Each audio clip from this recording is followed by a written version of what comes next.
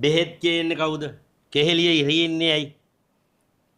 ඒ අමාත්‍යාංශය යටතේ තියෙන ආයතන වලට ඒ ඇමති වග කියන්න ඕනේ. ඒකනේ ඇමති කියලා කියන්නේ. ඒකනේ ඇමතිට ආයතන ගැසට් කරන්නේ ඒකනේ. අනිත් එක අත්තරද්දක් නෙවෙයි ඇමති දප කර කර මේකමනේ මේ මගුල ගන්න කී හිටියේ. මේක ඕනේ, මේක ඕලන්ද නීතිය, මේක රෝමලන්දේසි නීතිය.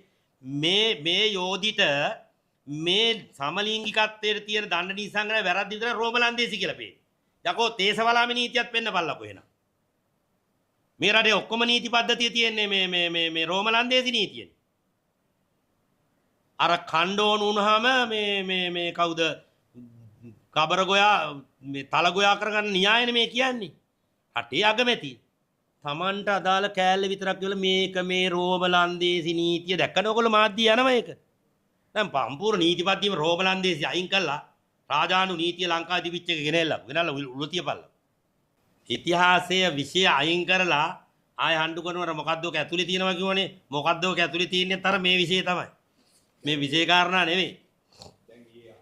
අනිත් එක තමයි මේ දැන් ගුරුවරයෙක් විෂයක් උගන්වන්නට ගුරුවරයෙක් යනකොට ගුරුවරයා විෂය අගයි මුලයි අගයි දැනගන්න මේක පටන් අරන් මෙතනින් පටන් අරන් අතන්ට යන්නේ කියලා අවුරුද්ද අන්තිමේ. දැන් මේ ගුරුවරයාට උගන්වන්නේ මේ මාස තුනට විතරයි. ඊටු ප්‍රතිසාර කරේ නැහැ. මේ රටේ මිනිස්සු මේවා දැනගන්න දැන් මේ ගුරුවරු ඔක්කොම ට්‍රේනින් කරලා තියෙන්නේ අර අගමැතිතුමිය කිව්වේ දැන් ඔක්කොම මාස 3කට දැන් ඊළඟට ආපහු ට්‍රේනින් කරන්න ඕනේ. ඊළඟට ආයෙ ට්‍රේනින් කරන්න ඕනේ. මේ ඔක්කොම කුමන්ත්‍රණ කියලා මම කියන්නේ. දැන් ගුරුවරයෙකුට අලුතින් විෂයමාලාවක් හඳුන්වලා දෙනකොට ආණ්ඩුව අසමද්ද පොට්ටික ගහලා ගුරුවරුන්ගේ ටික විතර මුලින් ගෙනල්ලා දෙන්නේ. මේ ඔක්කොම කුමන්ත්‍රණයේ කෑලි කියලා මම කියන්නේ. දැන් හෙට පොත් ටික බෙදන්න තිබ්බේ. එතෙක් පොත ඒවන්නේ නැහැ කියන එකම කුමන්ත්‍රණයක් නෙවෙයිද? මේක දැන් ගිය අවුරුදු ගන්න පොත මේ අවුරුදු ගන්න එනවා ගැටලෙන පරණ පොතෙන් අපි වැඩේ කවර් කරගන්න. දැන් මේක ගුරුවරයා සූදානම් වෙන PDF තමයි දීලා. ඇයි PDF දුන්නේ අපි ආ?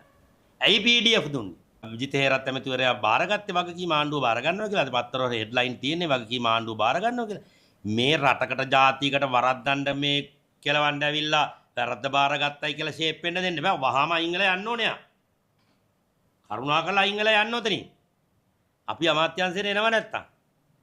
සැප්තැම්බර් 21 වෙනිදා මම අගමැතිතුමිය ඉස්සරහදී ලේකම්තුමා ඉස්සරහදී අතිරේක ලේකම්වරිය ඉස්සරහදී පැහැදිලිව ප්‍රකාශ කරා වෘත්තීය සමිති විරෝධතා දක්වමින් නැගිටලා යනකොටත් මේ ප්‍රතිසංස්කරණ රටට අවශ්‍යයි.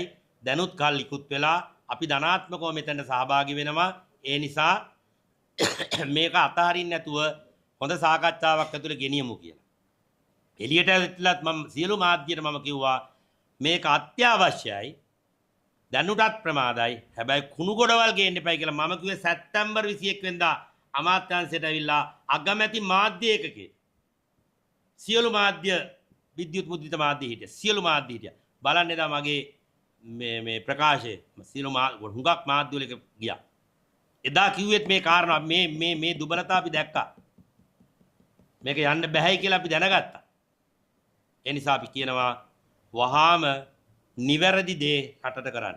ඒකයි ජනතාව බලයක් ලබා දීලා තිබෙන්නේ. Tamanට අභිමත දේ කරන්න නෙවෙයි. නිවැරදි හරි දේ කරන්න.